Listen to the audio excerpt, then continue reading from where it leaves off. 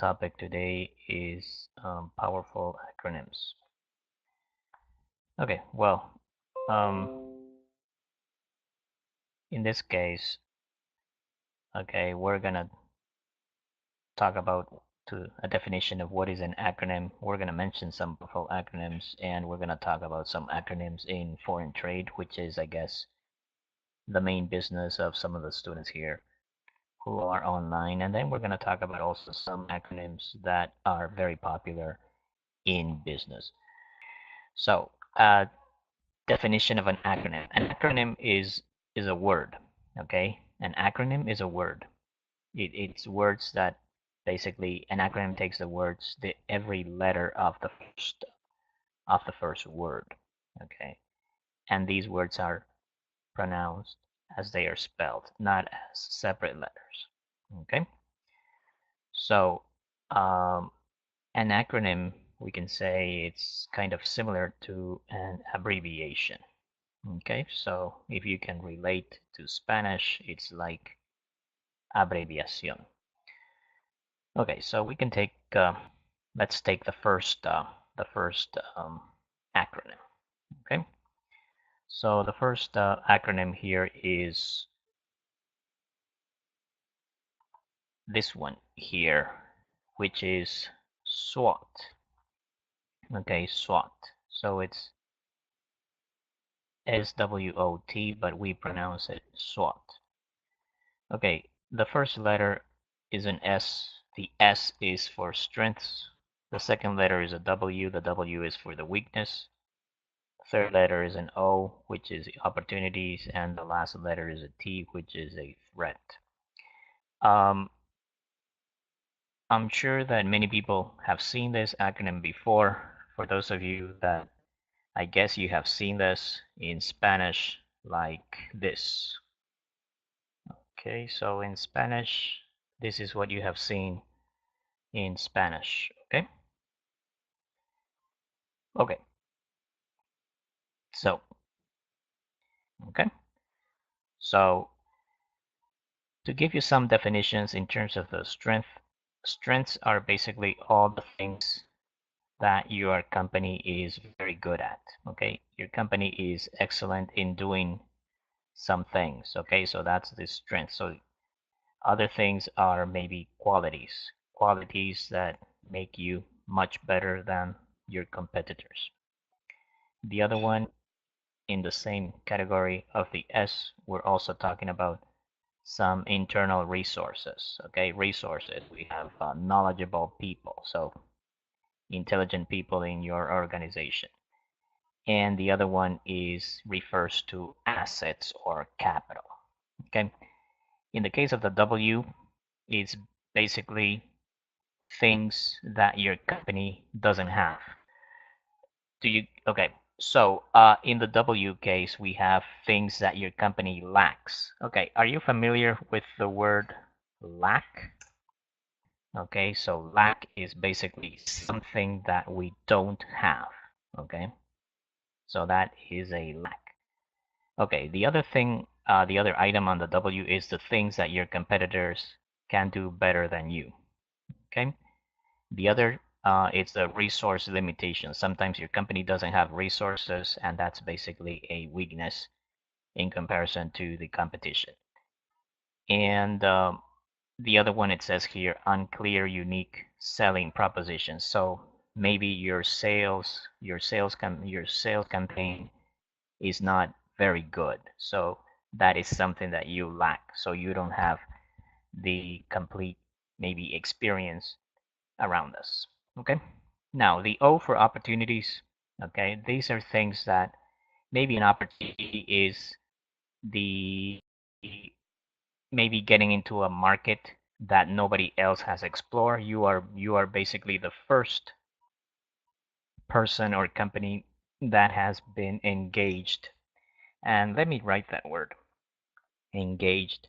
Engaged in a particular activity. Okay? So that means an unserved market. Okay, so market that nobody is attending. So there is a need, there is a potential need for a particular service, but nobody is taking that service. So that's an opportunity for you to penetrate this particular market and attract some customers. Okay. The other one, well, we already said that few competitors in your area. So very few competitors. There's a need for a service. So yes, so nobody is attending a particular sector or a particular service. So that's an opportunity. And then the opportunity is also press and media. Okay, in this case, when we say press and media, we're talking about maybe newspapers, TV, the media. So in English, we say the media. Okay. Okay, and the last, the T for threats. Okay, the T for threats is basically all the things that put you in a very dangerous position. Okay, for example, a threat is a new competitor. Okay, so a new competitor is a threat because that means that your market is getting smaller because there's another competitor. Uh, I don't know if you heard this expression in English before. There's another competitor eating your your piece of a pie. So this is what's happening. Okay, some emerging competitors. So somebody wants a piece of that pie, and that's basically a threat. The other thing it says here, negative press or media coverage. In this aspect, I would like to mention that this concept is referred to the reputation. So remember, the media and also the social networks is a very powerful tool. So for example, if you receive a bad service, what's going to happen? Automatically, people are going to write in Facebook, Twitter, and all the networks. They're going to say about the bad service that you received in a particular company. Okay. So my question there is, I don't know if you remember I guess maybe 2 years ago. Do you remember what happened with um, Domino's Pizza? Okay, so a cockroach basically in a pizza, right? So that's what happened. An insect, the name is a cockroach, basically was in a pizza, and as a result of that, then this affected the reputation of the company. So in this case, negative press media coverage. Okay, in this case, social media, Facebook and others. This concept now it's referred to in business. You're going to see this concept as reputation. Okay, the reputation of the company has been affected. Okay, now this is how you represent it in a graph. This is how you do it. Okay, so here each section of the graph is a quadrant. So here, for example, that's a one quadrant. Okay, so first quadrant, second quadrant, third quadrant, and fourth quadrant. So in here you will have to write all the things that relate to the strength. Here, everything to the weaknesses, everything to the opportunities, and everything to the threats. Okay, so this is how you express it. Okay, now another thing to consider in the SWOT analysis is we have to consider the following situation. Basically, this is how we do the analysis and this is how we interpret. So for example, everybody knows this is a row in this direction. In the horizontal direction, we're talking about a row, and as a column, we're talking the vertical directions. Okay, so vertical, horizontal. Okay, so let's say horizontal is a row and vertical is a column. Okay, so similar to what you do in Excel. Okay, so let's go for the S of strengths, and you can see here in yellow it says this is of internal origin. So maybe you have heard in Spanish some people say the internal factors.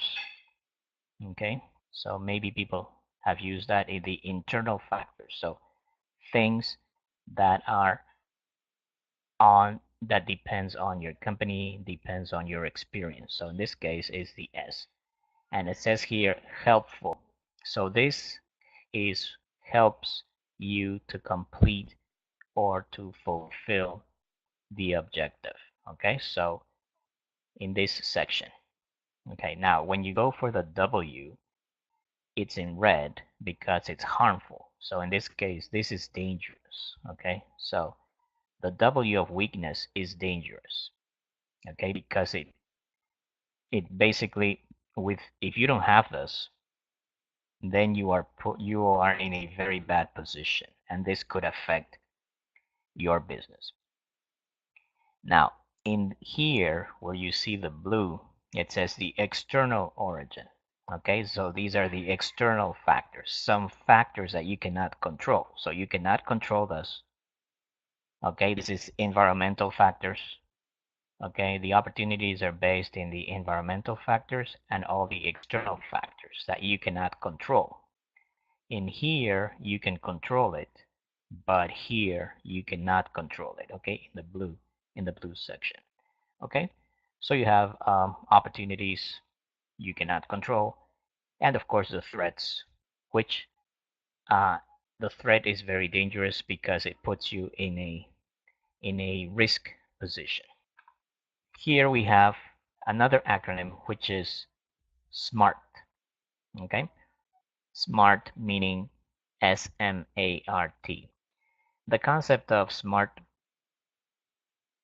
it was introduced around the 80s, and this was a concept that was very popular with the management, with the people, with the management, the people in business. So in this case, the gurus. And then this term uh, was also popular in the 90s, and then the term was adapted in the around the 2000, okay, around the 21st century. So now this concept, as you can see, starts from the 80s, and it is very, very popular. And the reason for the popularity is because this is very good, it's very powerful, and it still works. Okay, so this is a very powerful term. So in this, as you can read at the bottom, it says the SMART framework helps establish goals, and your brain can translate the goals into actions by focusing on what matters most to you. So what is more relevant to you? And then as you as you focus more on the topics that really matter to you, then we get what we call consistency. And that's the secret. Okay, that's the beauty of this SMART concept. As I said to you, we have to consider the term goal. Okay, goal. So here, what is a goal? A goal is something that a person wants to accomplish. So for example, in this case, your goal is to learn or to improve your level of English. So basically, that's your goal. Okay, something that you want to accomplish. Okay, and now how do you set a goal? Okay, so the goal is basically the process of planning.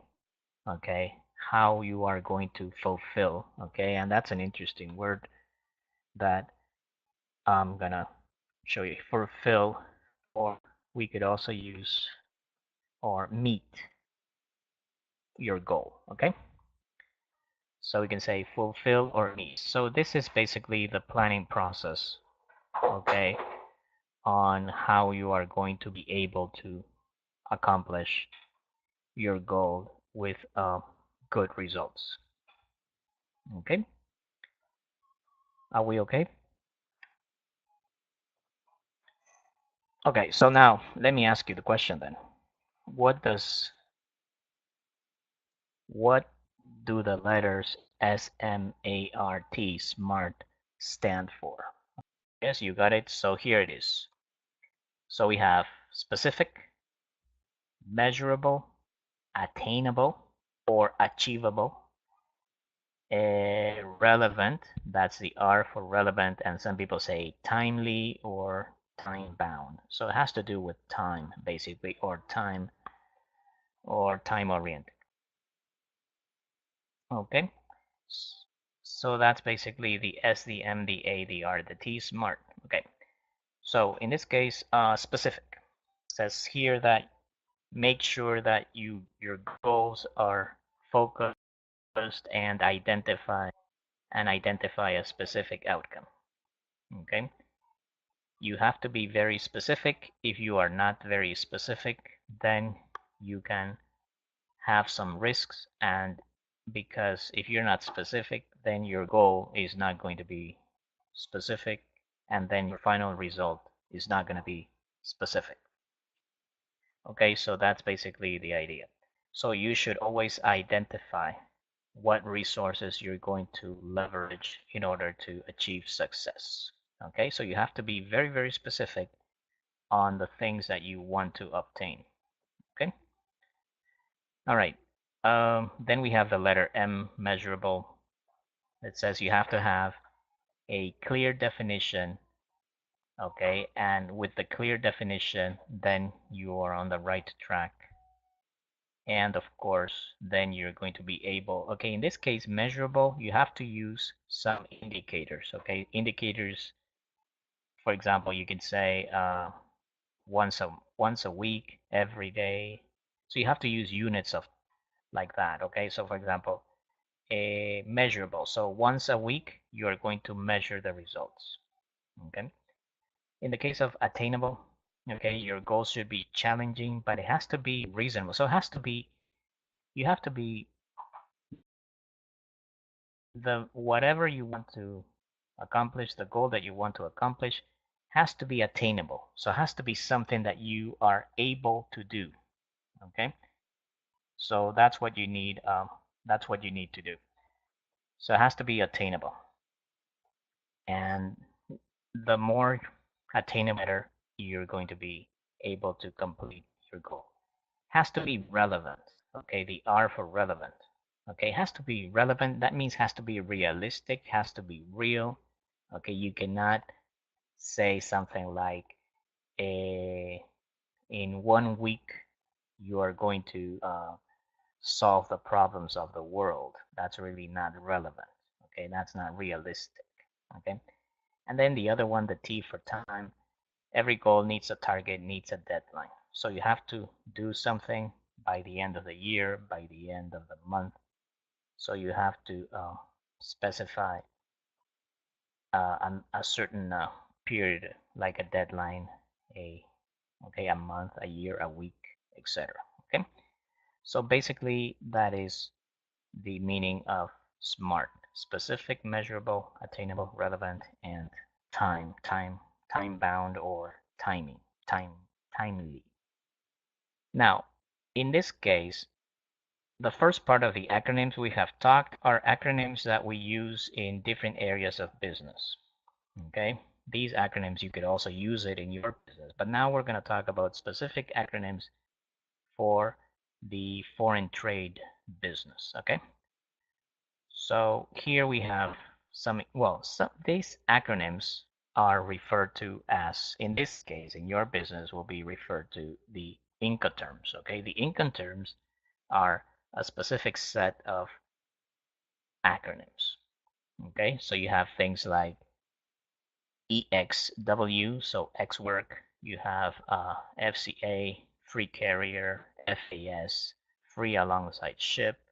You have FOB, FOB, free on board, CFR, cost and freight, CIF, cost, insurance and freight, CPT, cost paid to, CIP, carrier and insurance paid to, DAT, delivery at terminal, DAP, delivery at place, and DDP, delivery duty place. Okay, so in your line of business for foreign trade, then we have what we call the Incoterms. So next slide. So let's talk about the AWB airway bill. Okay, this is as you can read here, this is a receipt for the transport by air, and it also contains the conditions of transport. So this is the airway bill. So it's basically the receipt when you do the transport by air. Okay, airway bill. All right, the next one is BL or bill of lading. Remember, is bill of lading, not bill of landing. Bill of lading. And as you can see, this is the document that serves as a title for the transfer of ownerships of goods when they are transported by ship. So here you have an example in the PowerPoint. Okay. The next one is CAD, cash against documents. So as you can read here, this is the agreement that the buyer will pay for the goods as soon as he or she receives the seller's documents. There is a third-party intermediary involved to ensure that the transaction runs smoothly. So you need an intermediary to make sure that this transaction is perfectly okay. Okay, so let's go to the next one. CFR or CNF, which is the cost and freight. So the seller must clear the goods for export and pay all the transportation costs, but the risk of the loss is transferred to the buyer when the goods pass the ship's rail in the port of shipment. Okay, so this is the cost and freight. Okay. The next one, CIF, cost, insurance, and freight, is very similar to the previous one, except that the seller has to purchase the marine insurance against the buyer's risk of loss. Okay, so CIF. Notice that here we use we pronounce them FOB, CIF. In the other set of acronyms, in the first set of acronyms, we say SWOT, we said SMART. So in this case, for Incoterms, we pronounce every letter. So we say CIF. We don't say CIF. In Spanish, people say CIF, but the correct one is CIF, FOB. Next one, CIP, cost and insurance paid, similar to the CIF, except that the CIP is for all modes of transport except for the sea freight. The seller pays for the transport and insurance against the buyer's risk loss from carrier to buyer until they reach the carrier. The seller carries the risk.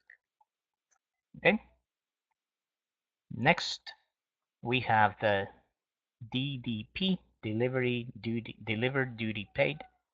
The seller bears all the risk and cost of transport, including duties and import taxes, in order to deliver the goods to the seller.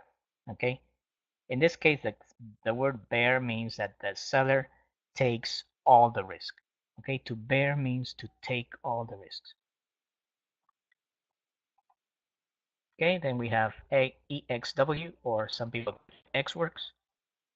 And this is basically that the seller makes a good available on his or her premises meaning the facility, so in the factory, in the warehouse. So the buyer bears all the full cost and the risk involved in transporting and clearing the goods. This option requires the smallest obligation of the seller. So this is a very practical option that many people use because it's less of a risk. Okay, then you have the FOB, free on board, and I'm sure that everybody's familiar with that, so I'm not going to read that one.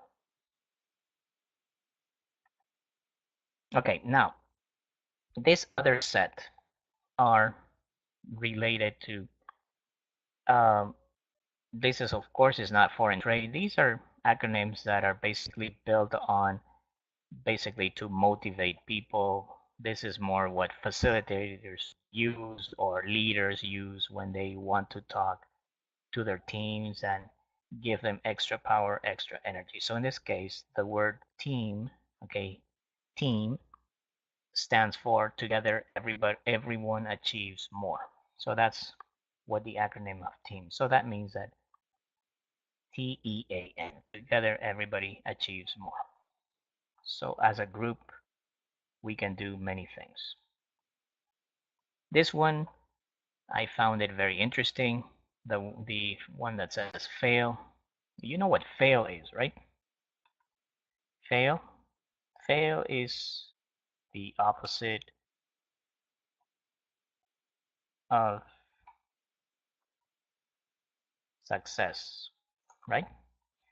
So in this case, we said fail is the first attempt in learning. Okay, the first attempt in learning. So sometimes when you do things for the first time, we we fail. So we don't do as good as we would like to. So people say that we don't fail is basically this is our first attempt in learning. So this is our first attempt or our first try. So the next time we do it, the second time we do it, then we are going to be more successful. We're gonna have more experience. Okay, so that's the meaning of that one. This is another one. It says end. That means effort never dies. So these are I would say these are powerful acronyms. These acronyms are used for motivational motivational purposes. The next one is very similar to the first one, to the FYI, but in this case is for your eyes only. So this means for your eyes only means that this document is confidential. Okay? FYEO, for your eyes only, the document is absolutely confidential. Okay, so the only person that has to read it is the basically the name of the person that is in the distribution list. Okay, so nobody else can read that because we say for your eyes only. Okay, so it's only to the person that we send the document. We cannot share this document with another person. Okay, unless the document is FYI. If the document is FYI, is for your information, that means that the document can be shared to other people. Okay, but in this case, when we have FYEO, that means that the document cannot be shared with other people. So the document is only for you. Okay, so the other one, TBD, to be defined. Okay, so in this case, to be defined, for example, you could say to be defined the maybe at the hour of the, for example, this webinar is not TBD because we know that every Wednesday we connect at 9 o'clock. But sometimes you can find it says, for example, webinar number 2 or English 5 or something, and it says TBD. So it means to be defined. So we have to define the day or we have to define the time. When is this seminar or webinar going to happen? So TBD, to be defined. You can also use TBD, to be defined, for the location. For example, it's going to be in San Isidro, it's going to be in Miraflores or something like that. So TBD, to be defined. Then I would have to say that's it. And thank you for your time and attention, staying with me for this full hour. And just thank you and have a good night.